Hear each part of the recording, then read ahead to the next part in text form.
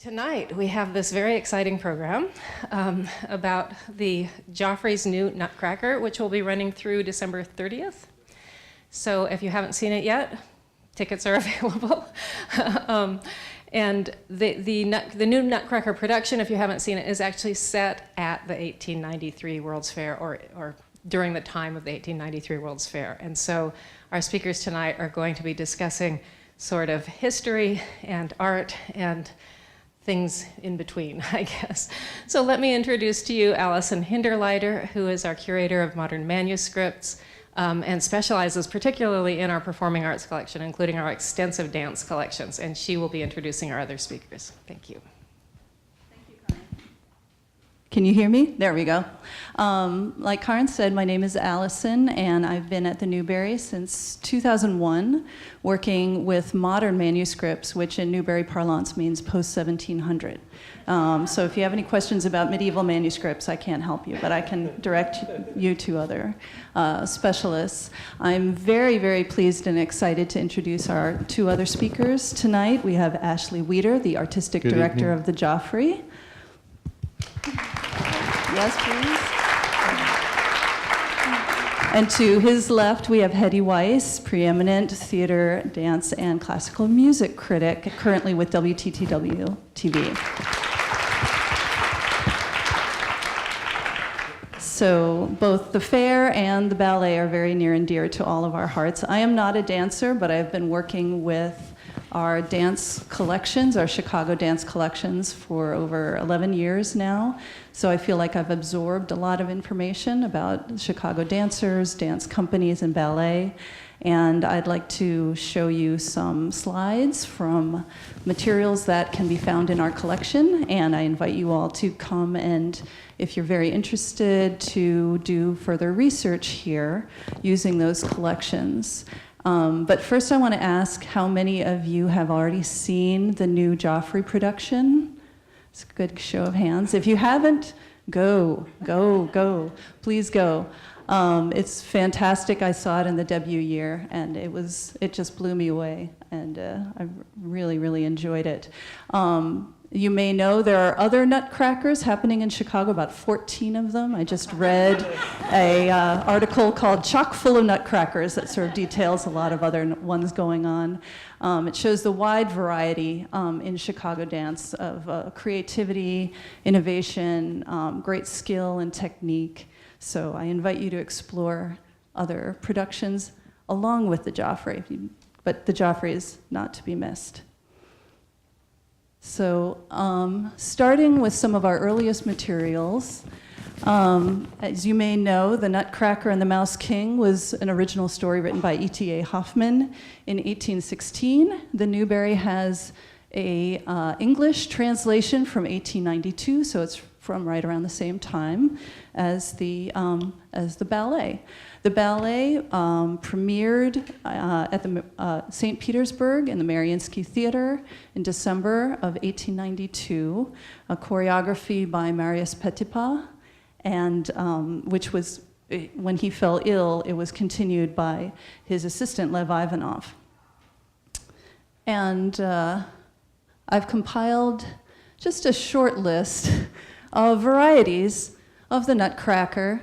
If you are a traditionalist and think that there's only one Nutcracker to be had, I'm afraid you're sadly mistaken, because it's been reimagined at least every 10 to 12 years by a very long line of preeminent choreographers, ballet companies, and dancers. And the very first time it was premiered in the US, it was the Ballet Russe de Monte Carlo in 1940. Before then, it had only been performed in Europe. So from our collection, we have this wonderful photo of Danilova and Frederick Franklin performing. I'm not sure where this theater is. I think it's in New York, from 1940. And then the American Ballet Theater actually did not do a complete Nutcracker revisiting until about 1977, more on that later. But they did perform the Pas de Deux, and with various dancers. In 1952, these were two of their principal dancers who both happened to be Chicagoans. So John Kriese was born in Berwyn, and Ruth Ann Cosin was born in the Chinatown neighborhood of Chicago, and they both danced over 20 years with American Ballet Theater. This one, many people may be familiar with. This is the George Balanchine choreography performed by various dancers in New York City Ballet. At the top left is Maria Tallchief with Nicholas Magallanes. I'm going to say his name wrong, I'm sorry. Diana Adams here, and Tanny Leclerc, and Andrea Glevsky here. This is from one of our many souvenir books. Absolutely gorgeous. And then I'm going to turn the page to go to Ruth Page's Nutcracker, which Ashley mentioned that he danced in.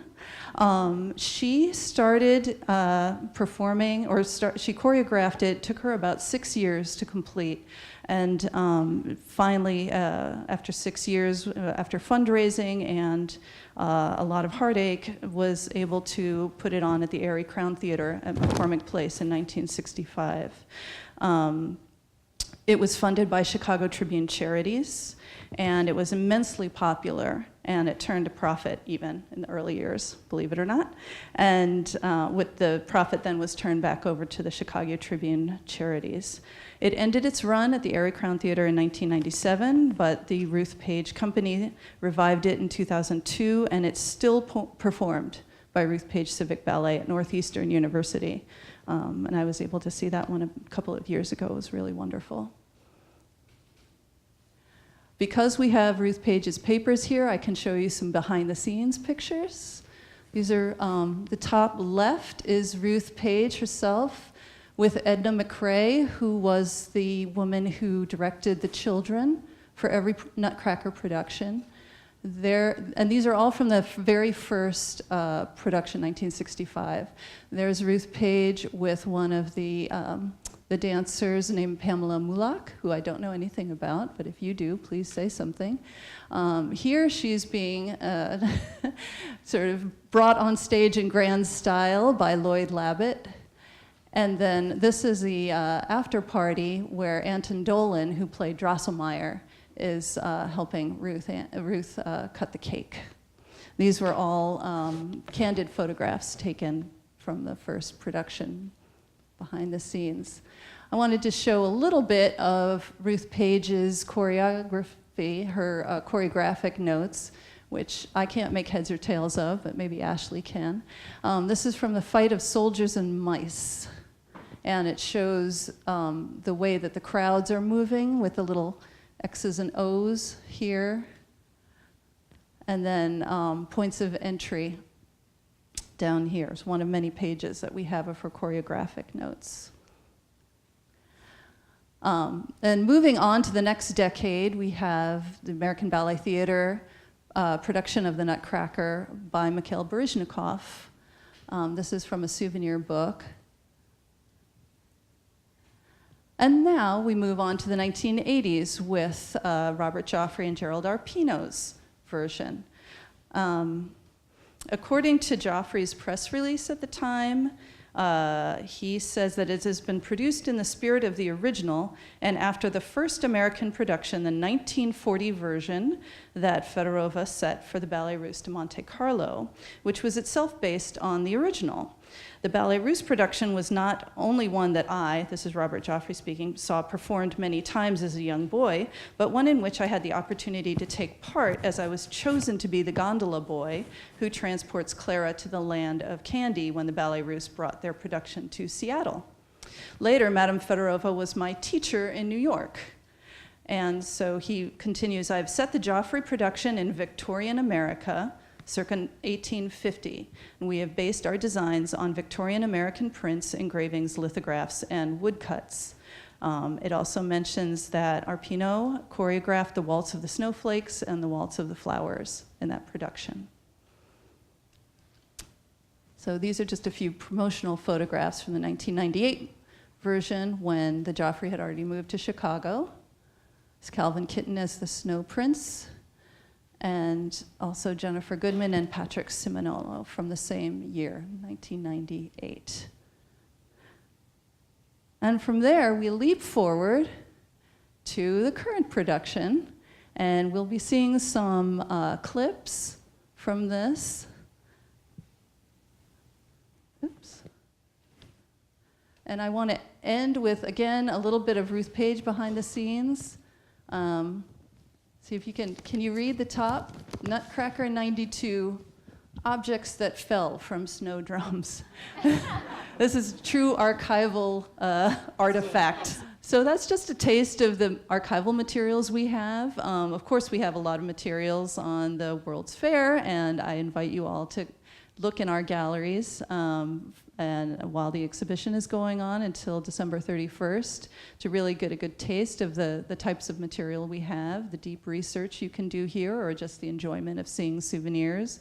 We do have a small collection of a dancer who performed in the Turkish village of the Midway. Her name was Christina Olsen. She was not Turkish, she was Swedish. But as a young girl, she auditioned and was part of the troupe that danced with the Turkish village. We also have the diary of a performer, a pianist named Theodora Sturko-Ryder. Her diary is in our galleries, and you can read a little bit about it. She performed at the Women's Building, and she did a group concert, group piano recital, all by women. She did not have a very good time, unfortunately. She said there was so much outside noise, there was someone hammering outside and people walking in and out of the building that she felt like she was a little bit slighted. The architect of that building did not have a very good time either, but we'll save that story for later. Sounds good. Well, yes, we'll segue into that later. So I'm going to turn it over now to Ashley, and who has some clips to show you.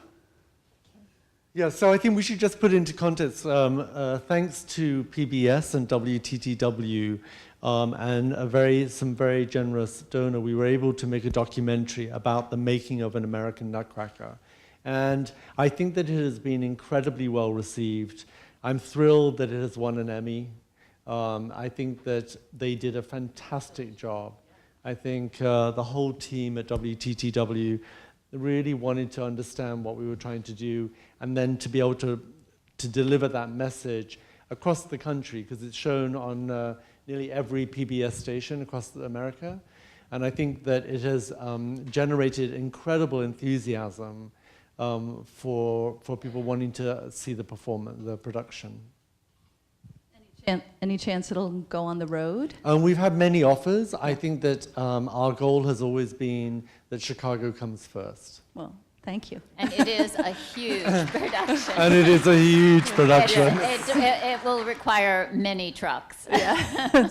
And many funders. Yeah, many funders. We keep, it's the third year now, and so we have reduced some of the load-in time and the tech time, and we keep trying to upgrade it so that it is much easier for presenters to kind of look at the reality of what it is to bring a production to the Kennedy Center or Los Angeles, and make that work. Yeah.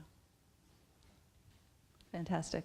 I thought we would just start a little bit with the whole idea of the World's Fair, because some of us, but I'm not one of them, never got to a World's Fair because they sort of became exotic things. And even though they still have them, technically they don't have them in the US, but I do remember cutting school in 1964 for the opening of the New York World's Fair and seeing the Pietà by Michelangelo, which they allowed to travel, which was amazing, and eating Belgian waffles, which was a whole new thing. And then later I saw a picture of my favorite playwright, Samuel Beckett, and apparently he was at the fair, sitting on a bench, fabulous photo. But that's the last I can tell you about the fair. And what I thought back on was the vision of this fair was so amazing and so grandiose. And I think really groundbreaking. It came just 20 years after the Great Fire, and it was highly competitive. New York wanted this fair, but they didn't get it. And I was wondering, Ashley, if you could talk about how the thinking that went into making it a Chicago production. So I will digress a little bit. Originally in 1987, I was in Robert Joffrey's production of The Nutcracker. I did the very first performance of The Snow King. I had danced that production for many, many years. And I knew when I came to Chicago in 2007 that we had a production that was really falling apart. And I think that the question was like, okay, so what do we do next about The Nutcracker? Do we look at rebuilding it? The company was not in the financial stability that it is today, and the thought of being able to do it was not possible. But it made me think, and I went to an evening at the History Museum, and I started to walk around the museum, and so there was information and an exhibit on the World's Fair, and so it started my little mind ticking. And then when you looked at a lot of the photographs, I mean, truly it is the stuff of scenic design. You know, it really does. And I was like, wow, this is amazing. What would that have been like to enter that if you've never seen any of that before? So I wrote to Christopher Wilden and said, hey, I have an idea. What do you think that instead of making the Nutcracker the way it's always made about a wealthy family, all these children that have all these gifts, that have more gifts, that dream of going to the land of sweets, what if we made it about real people and about community, and that the trip to the World's Fair lives in a fantasy, but it is really the humanity that we're drawn to, or that I wanted our audiences to be drawn to, and not just this idea that the Nutcracker is for little girls and their mums, but that the Nutcracker could sustain and be for everybody, regardless of age, gender. And so Chris he was open to it, and then we sent him more and more books about it, and he said, you know, I see it.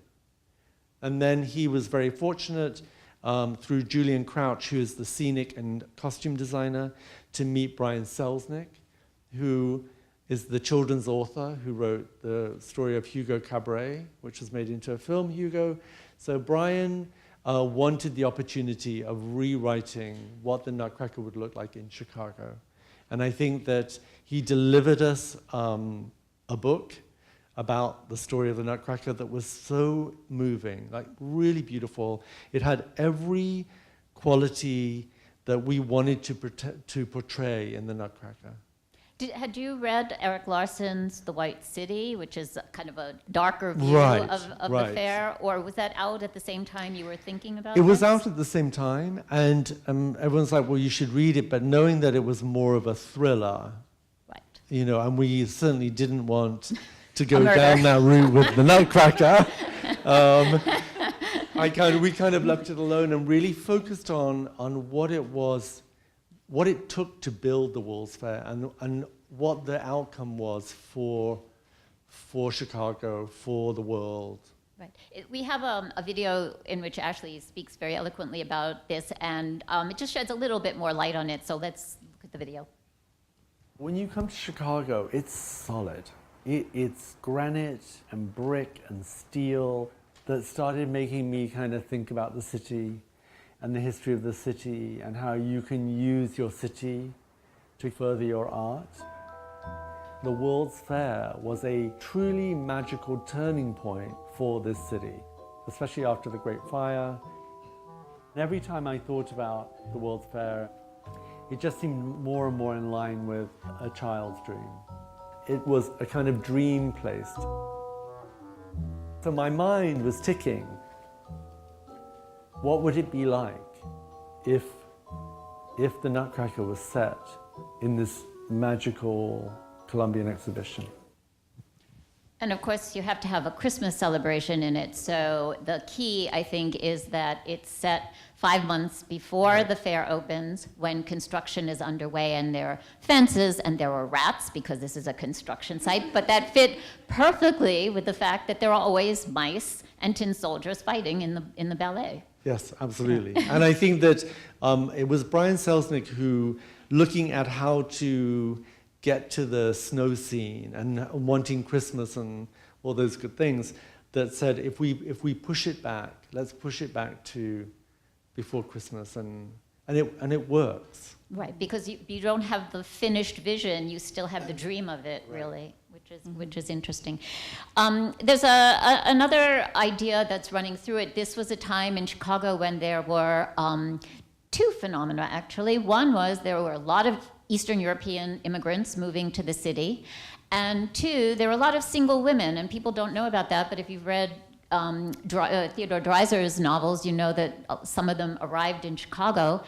And both things were sort of prevalent around the world of the fair, and I think you worked with that. And you wanted to create a sense of social class.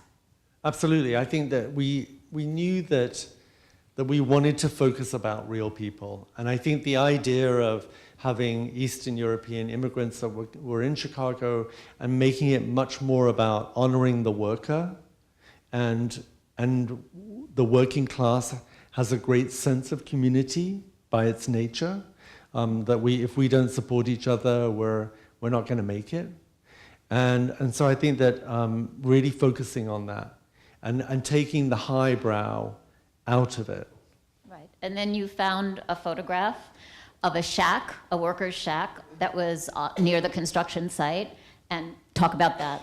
So when we were doing our research, we had quite a few lessons with a very knowledgeable professor on the World's Fair, and they kept showing us lots of footage and photographs, and there was one particular photograph that's this kind of worker's hut inside the steel construction, and I'm not sure if it's on the next bit of clip. Yeah, let's look at the. Yeah, I think it's in the clip. But yeah. I think that for Chris, that was the inspiration, that it is a community coming together to celebrate the holidays. And the shack was the inspiration The Chicago for her World's home. Fair of 1893, also known as the world's Columbian Exposition, celebrated the 400th anniversary of Columbus's arrival in the New World.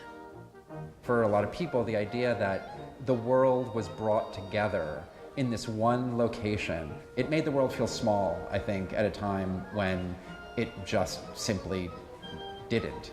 The fair was an opportunity for the city to show the world it had risen from the ashes of the Great Fire of 1871. Many of these buildings were the largest buildings that were ever built at that time. There was one hall, the Manufacturers Hall, which was so large, there was a quote that the standing Russian army could fit in there and still have room to spare. One of the great innovations of the fair was the introduction of things electrical. And so rather than gaslight or candles, we have electricity. And the birth of the Ferris wheel. The tallest building is only, 150 feet, maybe 200 feet tall. And this Ferris wheel is taller than that at the top, higher than almost anyone's ever been, unless you're on a mountain or a hill. There's the front, that's the facade, that's that facade. We all decided to get in a car and get a feeling of what that layout of the World's Fair looked like, because it was an enormous amount of acreage. You get a sense of the grandeur of the architecture within the park. The Museum of Science and Industry was once the Palace of Fine Arts. Of the nearly 100 buildings on the fairgrounds, it's the only one left standing. They were built to be impermanent. They were only there for a season, to kind of serve their time and bow off the stage. And then we discovered that the fair was built mostly by immigrants who had come in from around the world to help build this profoundly American thing. You can see old fair signs, and they're signs to workers that are written in every language in Europe. The World's Fair was truly international.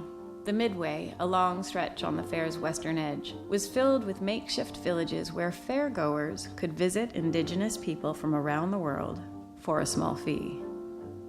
If you went down the Midway, where you get the black and brown people and the darker Eastern European people, and you get to this perfect city where everything and everybody is white. The fair was open from May to October of 1893. Selznick's job was to ensure their new Nutcracker took place on Christmas Eve. So I said to Chris, we could set it 5 months before the fair opens with the workers who are building the fair. One photo caught the team's attention. The photograph of this little shack. In the middle of the sort of skeletal structures of these huge pavilions. Where some of the workers must have lived while they were working. That was the inspiration for the opening scene. I always call Ashley and Christopher Wheeldon my Billy Elliots because I'm not sure about their working class roots, but they do have a feel for that. And talk a little bit about, about getting that as opposed to a European noble or upper crust focus for the show. I mean, I think that in the most respectful way, I would say that Chicago is a working class city. People here, they get their hands dirty, and they collectively have done great things here. And I think it's interesting living in Chicago, because the first time I ever came to America, I came to Chicago to do Ruth Page's Nutcracker. And so I spent the winter here, and I loved it. I loved everything about Chicago. So I think for me, there's a reality here that can be the catalyst for showing the best of ourselves. And I think that was really the intention, that we wanted to make it about real people. And one of the things that's really interesting also about setting it at this period, the auditorium theater where it's being performed was finished by Adler and Sullivan just 2 or 3 years beforehand. Tchaikovsky was way over in Russia composing the score, but it was about exactly the same time. And also what I learned was some of the money that was devoted to the fair also financed the original building of the Art Institute. So what you see as that central building was partly financed with fair money. Mm-hmm. And my story about women. There was a women's building, which was in some ways ahead of its time. And the architect who was chosen was named Sophia Hayden. She was a recent graduate of MIT. She was just 21 years old.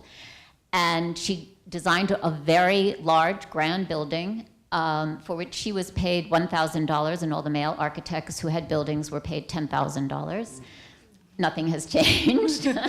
And she had a very, very rough time with Mrs. Potter, who was one of the funders, and never built another building in her career. What a sad story. Yeah, I think it would be a great book, a great novel, a great movie, something. But anyway. If I can interrupt for Yeah, just go a ahead. sec, just to comment on this latest clip, it's almost as if the White City was a theatrical stage built up, except for Museum of Science and Industry, then the Fine Arts Building, which had to be made out of stone because they were borrowing so many European works of art that no museum in Europe was going to loan their art to to go into a building that was made out of plaster and straw. So everything else was an artifice, and it was not meant to last. Very similarly is that to, one reason why it was painted white? It was just cheaper and easier? Or? I think it was just cheaper and easier, and the electric lights really sort of made it all pop. It really was like being on a stage. Right. It's very interesting because you use the idea of the theater in some of the high-tech work that you do for the set design, including a fabulous picture of the proscenium of the auditorium, which, as all of you who've been there know, is one of the most beautiful buildings in the city. And also, even in the Arabian dance, one of the variations of the international pavilions, I noticed the other day for the first time that the backdrop is all of these Islamic tiles. Yes. So it's really very beautifully designed. Ben Piercy, who did all the projections, is just in his own right an amazing artist. He's so talented, and I think that he put copious amounts of thought into what does it all look like. And he took so many photographs of the city, of the buildings, of the auditorium theater, to make sure that we could make it a homogeneous idea. Right. And also, I think one of the great moments in the ballet is when the gondola brings Marie, the young girl, and her prince into the fair on this system of canals that work their way through the fair. And it's a huge stone gondola, which I think survived for a while. Probably. It's not still there, but it was stunning. They could borrow ours. It's pretty solid. The boat takes a lot of moving, but it's a beautiful opening to the second act. They're going across the lake to the World's Fair.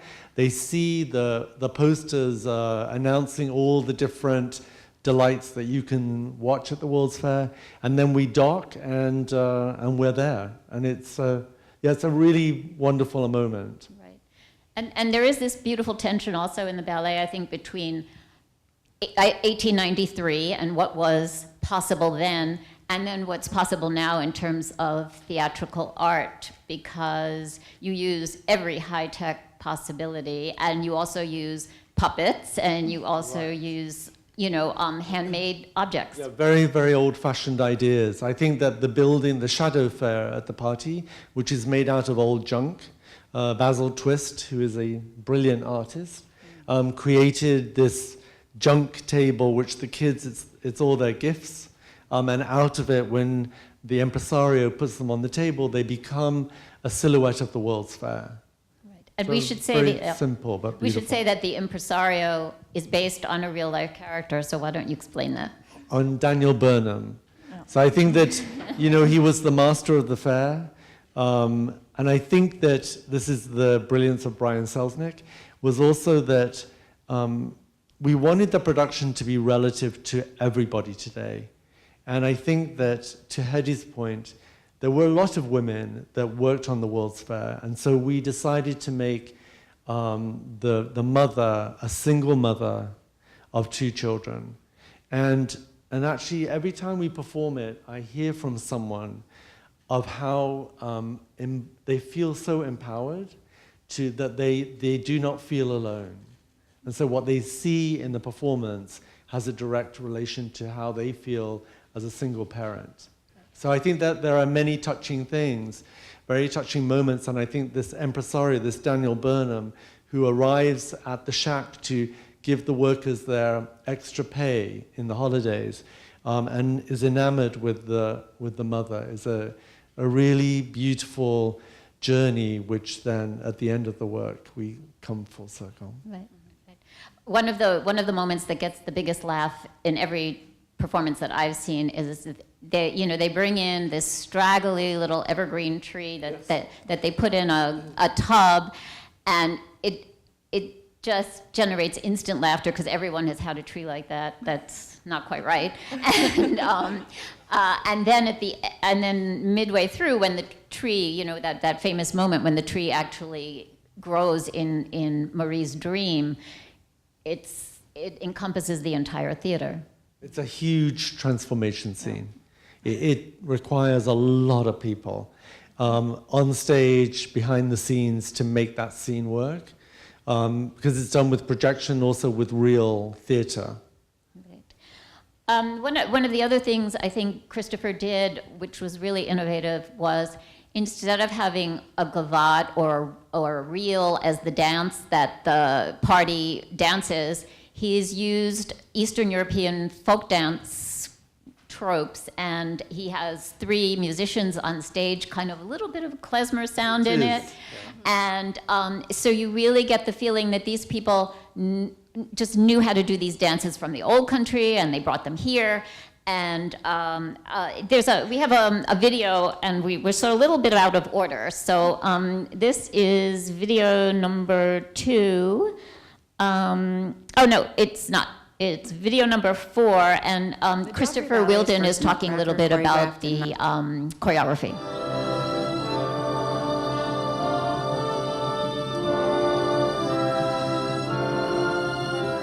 They are actors, and they really do think about their characters the way an actor would do it. And that's crucial in this piece. Here was a chance for dancers who are excellent actors to actually work on something that took some narrative risk. Wheeldon radically reimagined the party scene in Act 1 as a gathering of Eastern European immigrant workers.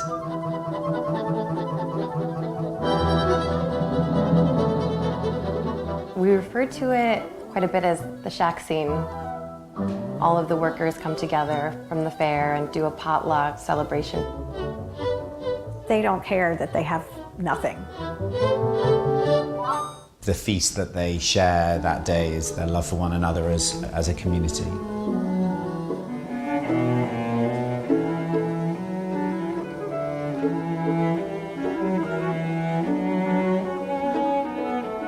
We were able to look into traditions that the Polish workers might have had at the time, and things were incorporated into things that the guests at the party do. In a Polish Christmas, the food isn't served until the first star is out. All the workers and the children rush to the window, pointing out the first star of the night.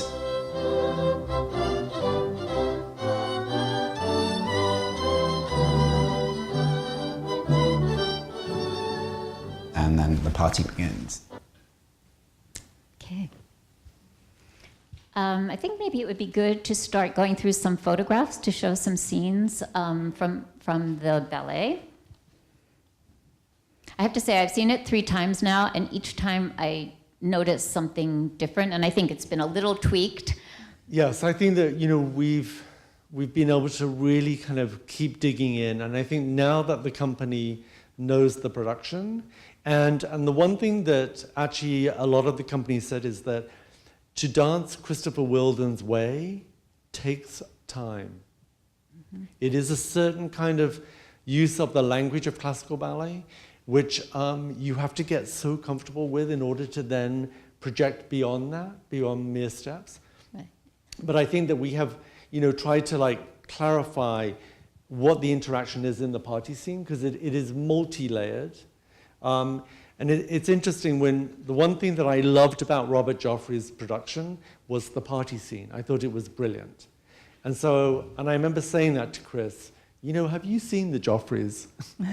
He said, no, I don't want to see it. But I think that what he did is he is probably the only other choreographer where they've choreographed a party scene that is so multi-layered in every way. It's really beautiful. And this community dance that Chris had been working on, he went back and he researched all these Eastern European dances that you grow up knowing, and so it wouldn't be a shock for people to come into a room and know how to pick up the dance. Right, and there's also a moment when all the men dance together, which is certainly Eastern European.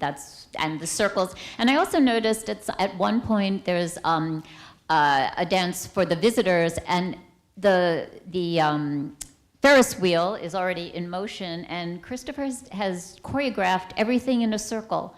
So everything seems to rotate on the stage and also in the backdrop. Mm-hmm. And he also, in Act 1, in the shack scene, when you see the silhouette of the World's Fair, and you have the little kids pretending to be the fair visitors, he took all the steps and the choreography from that, put it all into the second act for the company, and then elaborated on it. And it's worth noting that after he choreographed the Nutcracker, he went on to choreograph his first Broadway musical, An American in Paris. And now he's at work on a musical about Michael Jackson. So he makes no small plans. and he did an incredible production of Brigadoon in New York as well. So I think for Chris, the detail of being a director, he every day, copious corrections and notes. He's a multi-talented man. Right. Okay, so the photographs. Let's look at the first one, which is the opening scene where they still can't get into the fair, and they're looking over the fence, and they see the great poster. There was a lot of wonderful visual art that was generated either as souvenirs or whatever else for the fair. And it says, you can see, opening in 5 months. And there's a lot of mischief by both the wealthier guests who are just walking around and looking in, and also by the kids. So there's a real sense of street urchins hanging out at the fair. And we do know that people visited before it actually opened, because we have diary entries from people who kind of snuck in and took a quick peek around. Yeah, so that is accurate. And there is a character new to this production, the rat catcher. And he's an employee of the fair, and he does exactly that. He catches rats. He's a little bit like a Bill Sykes out of Oliver Twist. Yes, he definitely is. Okay. Here we see the great impresario in the next picture. That is the magician who, and Daniel Burnham actually was a magician to have been able to carry this off. And I did think at the same time that the production opened, it had a few out-of-town days of tryout. And then it came, how many rehearsals did you have at the auditorium? Maybe 2? I think 2 at the most. And there are probably about 2,000 cues in the production. Yes. And I just kept thinking the very same pressure that was on Daniel Burnham to get the fair open in time, to get everything built, was sort of the same pressure you had. It is enormous. And I think that every year it never gets easier, because it's live theater and you're wanting the ultimate experience for your audience. Right. And so we spend our life perfecting that nothing will go wrong. And at the same time that you're rehearsing new works and all of that.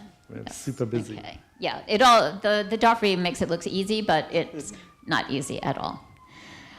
Okay, so let's go to number 7, which is, actually we looked at that, we already saw the tree. So let's go to numbers 8 and 9 of the photographs, because that's the classic battle between the rats and the Nutcracker King's army of tin soldiers. And there were, maybe you can talk actually a little bit about what traditional elements of the Nutcracker you and Christopher wanted to save. I mean, I definitely think that, having a Nutcracker, but he's not a kind of friendly-looking Nutcracker. But according to Julian, he's more period of the time, slightly kind of grotesque, but a wonderful mask. And Julian Crouch made all the rat headdresses and the Nutcracker headdress. Yeah, no, they're fabulous. They're really, really great. I love the rats. I think they're my favorite part of the whole thing. Yeah, they're pretty spectacular. Yeah. The puppetry is really, really incredible. Right, and this is the snow scene, and of course you had to keep the snow scene. Yes, as Chris said, the tree will grow, the snow will fall. And actually on opening night, it really did fall. I remember that opening night in 2016 when there was a snowstorm outside. Mm-hmm. Okay. Then the next one, it's the gondola that I talked about. And it does move in. It's really a very beautiful, magical scene. And it's the arrival at the fair, and it closes the first half of the program. And then we go to number 14. And this is the fair's iconic statue of the Republic. And this is what the immigrant mother is actually working on. You see her in her studio working on a small model of this statue. It's a little dark, but it's right there in the center with the torch raised. And it's very beautiful. And I thought it was a lovely idea to have the mother be a sculptor, to be working on a miniature version of the statue, and for Marie to grow up knowing that her mother was a sculptor. Was an artist. And then to arrive at the World's Fair and her mother be that very statue that she was working on. Right, right. Okay, and let's see, finally, not finally, but this is the sexiest scene, this next one in the entire thing. It's the Arabian dance, and the audience goes crazy for it. Crazy. And it's a very acrobatic, very difficult. Really beautiful. And really beautiful. Yes, and Christopher Wheeldon is, I think, a master of duets. Yes. And in this case, it's not, but very often the company has a couple of married couples in it, and very often they partner each other, and sometimes in this. And what's interesting about this particular pas de deux is that it was done for Fabrice Camels, who is a dancer at 6'6", and Christine Rokas. Tiny. Who's tiny. And so they had a huge height difference, but it works so well. And Chris choreographed it for the two of them. So since then, we've had to work with other people, and not having the same height difference, they've had to really work to bring the same quality But to the lifts, which I saw at the opening this time with Victoria Gianni, principal dancer, and her husband, Timur Zuliashvili, there's something about, well, sometimes I joke that it could be fabulous because they just know each other so well and they're really comfortable with each other, but if anything goes wrong, it could be catastrophic. And you would never Especially hear the at end. home. At home, yes, at home. But they are exquisite, they're flawless, and Yeah, they dance beautifully. They dance beautifully together, and the height of some of the lifts was just astonishing. Yeah, it's hard, but it's very beautiful. hard. Yes, yes. And there is an Arabian dance in almost every classic Nutcracker. Yeah, this one takes it a little further. I think so. Okay. Let's see. There are just a few more. Well, this is another priceless moment. And all I will say is that this is all about the Nutcracker, so we have walnuts. And this gets a great laugh, and it's done by kids. And they're obviously having a very, very good time. When Julian Crouch sent us the designs, we were going through all the kids in the party scene, and then the little children with their rat head on, going, oh, that's so lovely, and we're working through the pages, and then all we could see were these little walnuts with these little legs, and we were like, yes, Julian? He said, yeah, well, you've got to have walnuts. You can't have a Nutcracker without walnuts. And so real walnuts play a part in the first scene, and they also play a part in the second act. Right. No, you have to have the walnuts. Okay. The number 20, we see the grand pas de deux for the mother and the impresario that also gives a sense of the proscenium of the auditorium, as I mentioned. You can't see it completely here, but on the left, it expands, and the lights actually come up in the house too, which I didn't remember from the first time. Each of the Each of the arches, yeah. So that's very beautiful. And finally, there's the great gathering of all of the visitors and all of the specialty acts at the fair. And I do know that, I should say, you see these giant Chinese dragons. And I do know, Christopher said to me once when I was talking to him, you had to cringe a little bit at what most of the older Chinese variations were, because they were the cone hats and there was a lot of head stuff and it was not PC by any stretch of the imagination. So he really found a way by using these dragons and to still have a virtuoso dancer as the Chinese dancer, but he found a way around that very cleverly.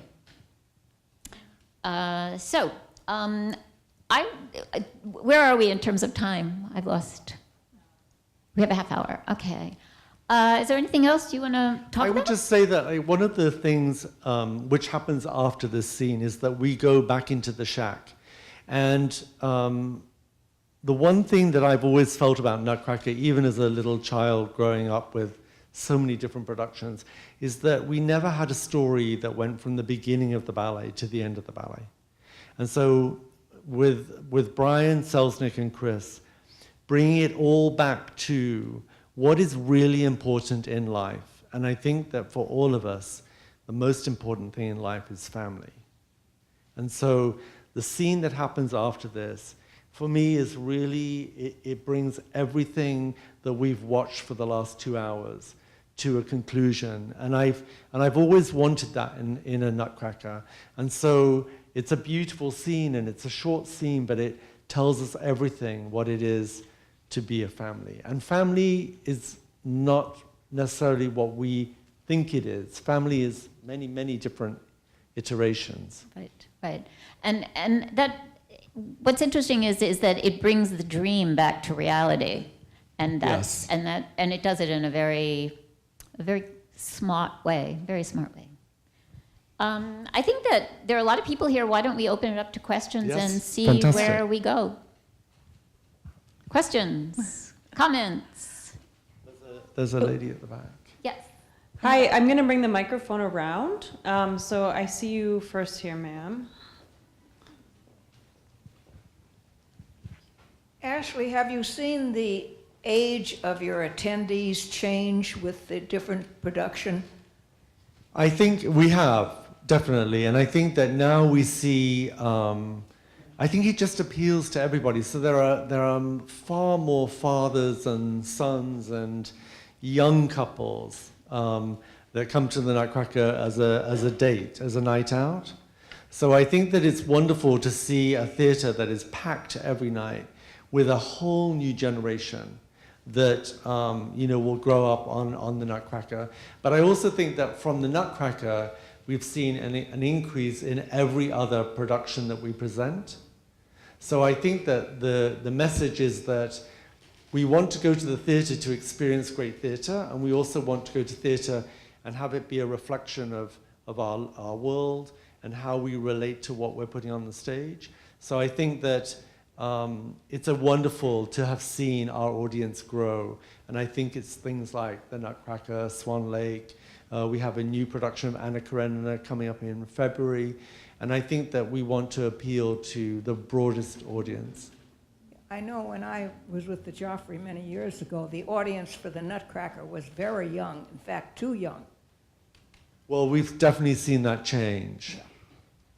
And the other thing is that, these days you don't often hear live music with ballet, or you hear very limited orchestras, and there's a beautiful Chicago Philharmonic that plays full orchestra, and I saw a couple of kids with their little cell phones going down and taking photographs and looking at the musicians when they were warming up and the timpani, and it was great to see that connection to the music. And there are even musicians on the stage too. Exactly. So that's I think very it's so exciting. important that for young children that going to the theatre should be a really beautiful experience, that then they will grow into that and accept many different ideas. Right. And the high-tech elements of it, the video and the projections, obviously appeals to a modern audience, and they wouldn't just want to see flats. They need to see that third dimension, and so it coalesces. And our, as technology has advanced, so has stage lighting, and so most of the lighting now is LED. So it's very much like the same color that you look on your cell phone. That's interesting. And it's really changed. So how you find color is a really interesting idea today, because if we look at white, the color white from 20 years ago, it would look really gray-yellow, because our perception of white has changed, like our perception of blue. And I think that you can see that throughout the production, the lighting is so beautiful, and it really takes us to a different feeling and a different mood in conjunction with the music. Right. And I do think that we've made a commitment at the Joffrey to provide live music. I think it is something that to see a production without live music I don't know. Well, I always remember, the choreographer Mark Morris said, "The dancers are live. Why is the music dead?" It's just one of my favorite quips about it. And so, yes, live music, it changes the entire experience. It really does. And we should also say that you were working with the person I consider the master of lighting, Natasha Katz, who's won Tony Awards and who's just brilliant. She's a magician. She really is. She's a fantastic person, but really she's at the top of her game, and she has lit so many beautiful shows right now. Okay. More questions? Yes. The image that you have on the that's on the screen right now has fabulous costumes. Dancers need to be able to move. Can you talk a little bit about the process of the choreographer or the relationship between the choreographer and the costume designers so that a production like this becomes successful? It's a very good question. We have a fantastic woman, Ellie Cotti, who is the head of our wardrobe. And I think that when you're making costumes that have to last a long time, and shopping for fabrics and how you cut the fabric, because there are a lot of costumes in this production, and they're not all easy to dance in, so we have to make them easy. And it really comes down to how you cut and how you make it fit a dancer's body. And we change casts every night. So our wardrobe department are always working on preparing a costume for another body the next night. And it really is in the details. We could do a whole lecture on the construction of a costume. The one that I think is quite interesting is the Rat King, because everybody wanted him to look real. And to make that body be completely movable and breathable, it's made out of a high-tech composite. It's the most expensive costume in the production. Oh, wow. And it's all hand labor. But the fabric and the texture of the materials look like fur from a distance. And it can move, and the dancer can not be afraid to roll on the floor because it will not lose shape. But it's also very light, and it's also it breathes. And you really need a costume that you can breathe in. So I'm kind of stunned. I thought there were several different costumes for the same role for different dancers, because even though they're all slender, some of them are taller, some of them are shorter. How does that work? We can take every bodice, the bodice off, and attach it to a different bottom. Whoa, okay. And we can take New. costumes in, and we can let them out. Wow. That's a lot of wear and tear on the costumes. It's a lot of wear and tear. Yeah. And there's, we talked about this to some wonderful group, and we have a requirement that every 10 performances, we have to take everything apart, send it to the dry cleaners. They dry clean it overnight or a day and a half. It comes back to the theater. They put it all back together. So we're good for another week. And then after that, the wardrobe department will take everything apart, clean it, put it all back. And because there's a lot of sweat, a lot of makeup. Yeah. And the one thing that we use to keep costumes really fresh, because they're delicate, is we use vodka. So we spray vodka because it is less harmful than rubbing alcohol, and it does a really good job. Well. So if you ever need vodka, you'll find it at the Joffrey's wardrobe. I thought the dancers looked very by relaxed. The gallon. Yeah.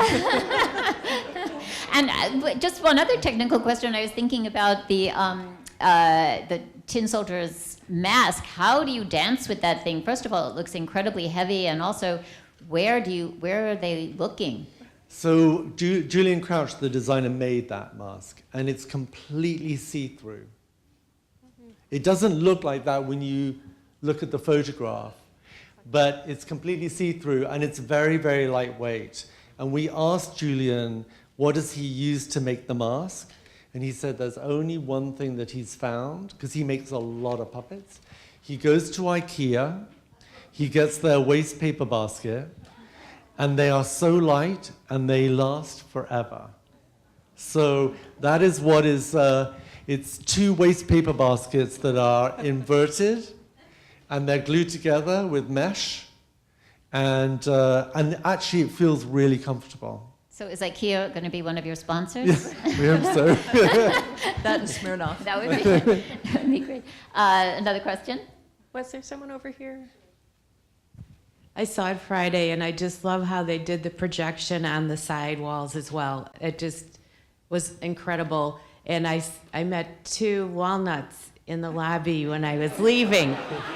Well, I asked the little girls, I could tell by their little buns. And I said, what were you? And they said, we were walnuts. And I said, that was my favorite part. So I think that they really enjoyed that. But I just also sat there and thought of Adler and Sullivan the whole night. I'm just sitting there thinking, if they only knew what was going on here tonight, 125 or years later. Yeah, that's a lovely thought. And I think this city has so many riches, and to be able to use those riches, whether it's architecture or design or color or pattern, it's wonderful. Mm-hmm. And many beautiful theaters. Many. Yeah. Well, wait a moment, please. Will the Joffreys move to the Civic Opera House? Will that change facets of the Nutcracker? I think that to a degree, we were over there last week with the artistic team because every time you go into a theater, when you have a lot of projections, you have to remap everything. And so there are different configurations at the Lyric, but the Lyric Opera is a much deeper stage and wider. So that allows us to hang a production a certain way. And they will change the content for some of the video to make it in sync with where we are at the Lyric. But we'll never get rid of the arches. I mean, it's iconic, and I think that Yes. that's part of the production and part of the time, and so it must stay. And of course, the Lyric is a beautiful house. It has, its own beautiful decor, and you can see that it would overlap at least. Right. And we will try to tie in what we can do there so that the experience is really the same.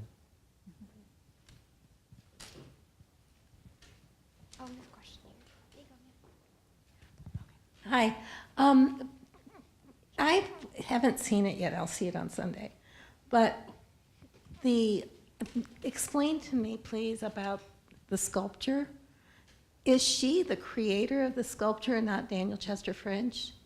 She is the woman who is working on the sculpture. Because at the World's Fair, many, many women were responsible for doing all of the sculpting of all the figurines that are around all the buildings. But not the original creator, right?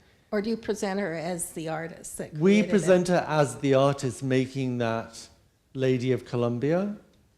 And then in the second act, she becomes this very statue that she is molding. But it was...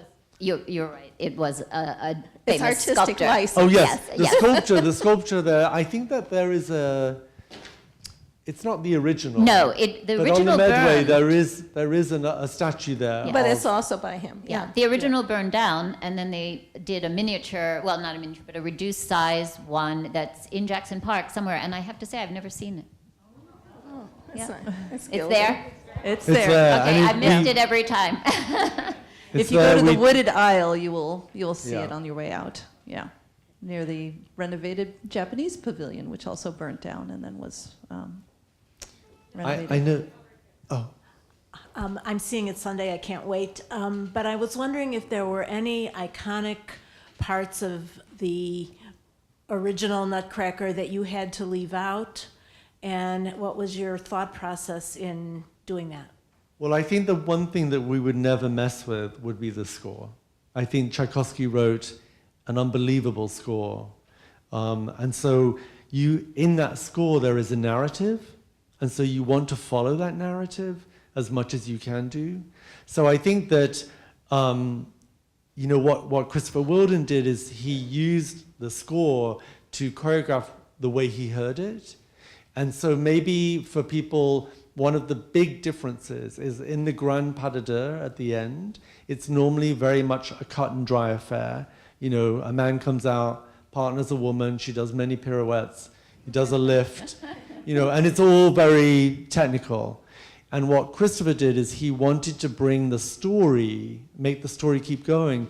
So the mother, who is the golden statue, and the impresario have a pas de deux. And when Christopher Wheeldon started choreographing the pas de deux, suddenly I heard that music in a different way that I've never heard before. It was so romantic. And so he made a romantic pas de deux about love and how you express your love to someone. And so it changes the dynamic. It's not just a set piece. It's not just a set piece. It's fiendishly difficult. But it is kind of beautiful liquid choreography. At the back, there's... Hello, Mr. Weeder. My name is Jessica Pedroza, and I actually was in the children's cast in 2008 to 2010. And now I'm studying supply chain at Loyola University Chicago, and but a lot of my reasoning behind what I'm studying is because of a lot of the tools and the things that I gained while being a part of the company at such a young age. So I wanted to thank you personally for that, because I was under your direction at the time.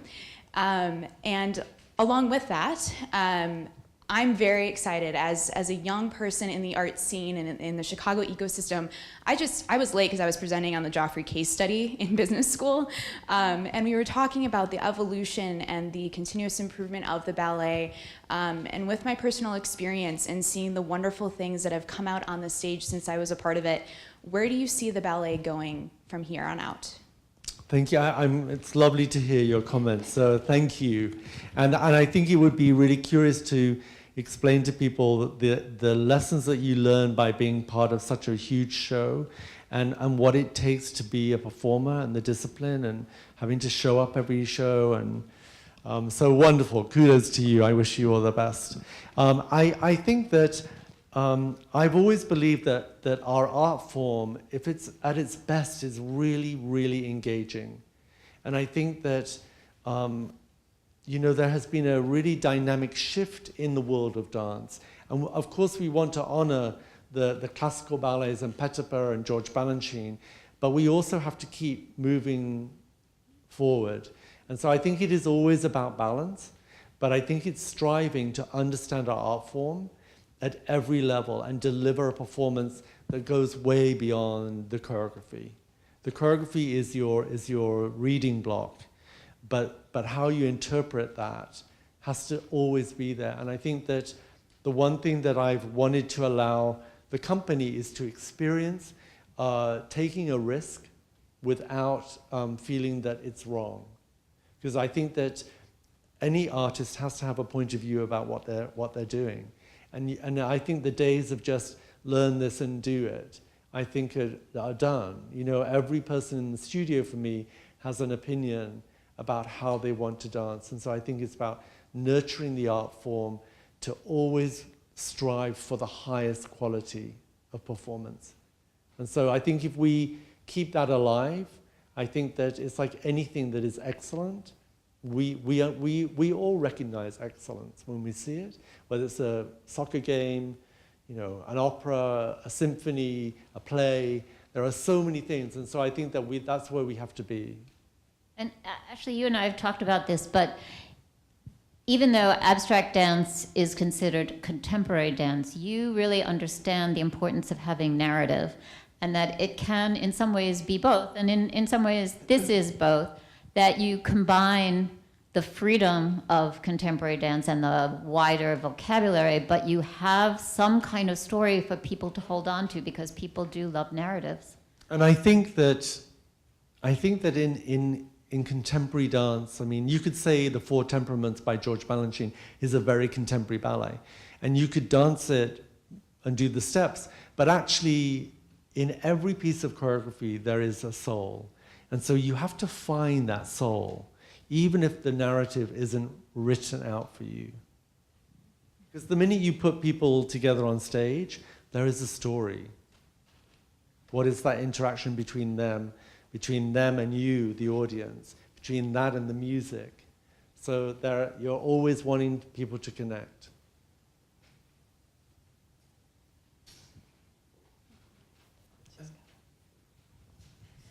Going off of your conversation about narrative, how did you decide on the World's Fair in Chicago as the narrative you wanted to expound upon? I think for me it was because when I came to Chicago, I suddenly saw all this information about the World's Fair. And not being an American, I was not familiar with this particular World's Fair, the Columbian Exposition. So for me, I was like a child with a book, going, "This is amazing. I wish I'd been there." Me too. So I thought it was like that is your imagination. And I do remember reading a Tribune article back in 2008 where it was where Sid Smith was reporting that in 2011 this idea was already in the minds of the Joffrey to restage the Nutcracker, and he was saying, one possibility would be the White City. Were there other stagings that you were considering at the time, or was this really It was it. the one? Yeah. And I think that from the moment of having that idea, it wasn't like, oh, well, should it be the right thing? Let's look for other things. Mm-hmm. But I think that, You know, there have been so many different ideas about the Nutcracker, and I think that it's that balance of tradition. We want tradition, but we also want to move forward. And I think that it is a delicate balance, and you have to put it in the hands of people that know how to respect all of that and deliver something that has longevity. I do think people would be stunned to know how fast dancers have to learn a ballet, a new ballet. Can you just give people an idea of how long it took to choreograph, and also how many rehearsals it took? So with the Nutcracker, Chris had about 12 weeks. And if you think about 12 weeks, and you know, he would have the children for maybe 2 or 3 hours a day at most. And he'd have the company for maybe 6 hours a day. But that's just like choreographing. And once you've choreographed it, you've got to rehearse it, and you've got to rehearse all the other casts. And with all the children, there are roughly 90 children in each performance, and we have to have more than one cast. So you're trying. So with children, with the Nutcracker, we start rehearsing them in September. They opened on the 1st of December. But for the company, we finished Swan Lake. We went to New York. We came back from New York. And to put it all back together, we had about 2.5, 3 weeks. So dancers, I always say dancers are computers. They are movement computers, and they have so much stored in their brains, and they have to pull it out. Just, it's really quite amazing. I mean, it's not like musicians who have printed notes. It's all in their minds and their bodies, their muscles. And there are so many details, like where you have to be at a certain moment. So apart from just learning your dance, there's all the other side to rehearsing.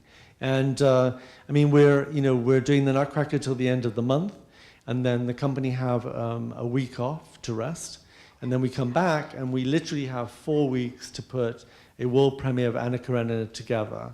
And even though it's been created, we have so many people that have to learn the dance for real, and then find all the nuances in it before we get to a tech rehearsal, where maybe you have one tech rehearsal on stage, so you have to apply yourself and pick up every single correction that is applying to everyone else, and then deliver it. The gift that comes with the Nutcracker is, one, you have 4 weeks, so people get a chance to perform it a number of times more than they would ordinarily do in a run, but also that it comes back every year, and you cannot bring every ballet back every year because you need to get new audiences to see different things. So it's tight. Our schedule is always tight. But I really, the company are really good. They really do their homework. Technology has allowed us to make Vimeo available to them of all the rehearsals. We film every performance, every rehearsal. So they have access to be able to look at that, which has been really, really a godsend. It's just about time for us to wrap up. Is there one last thing that each of you might like to say to leave us with?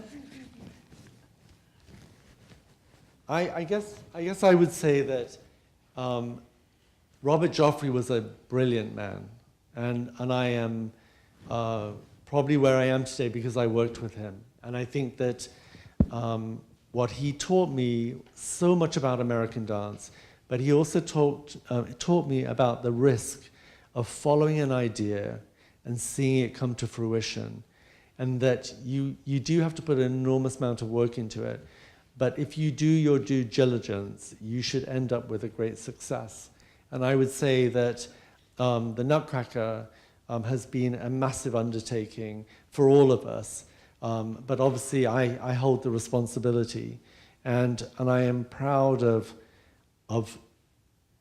Joffrey, of Arpino, of what they built with the Joffrey Ballet, that it was not just another company, but it's a unique company with a very eclectic repertoire that has never been afraid to push the envelope. And also wonderful actors. They really can act. I'm just going to steal from my own review, because when I was watching it this time, I thought back to 3 years ago when it had its world premiere, and so much was riding on it. And I thought of Tom Stoppard's line from Shakespeare in Love, which said, every theatrical enterprise is destined for disaster, but somehow it all comes together. I think that Chicago is incredibly lucky to have the Joffrey, to have, a really wonderful ballet company make its home here. And I think you're doing Robert Joffrey very proud by continuing to innovate and recreate, and it seems like you've got a firm hold on the tradition and values of Robert Joffrey, but you're looking to the future, to new audiences, incorporating technology and different media to make truly spectacular productions. So thank you for that. Thank you. I also think that it's really important that the arts that every single person has access to the arts through one way or another. And so I think that a big part of our responsibility at the Joffrey is that we have to be able to engage.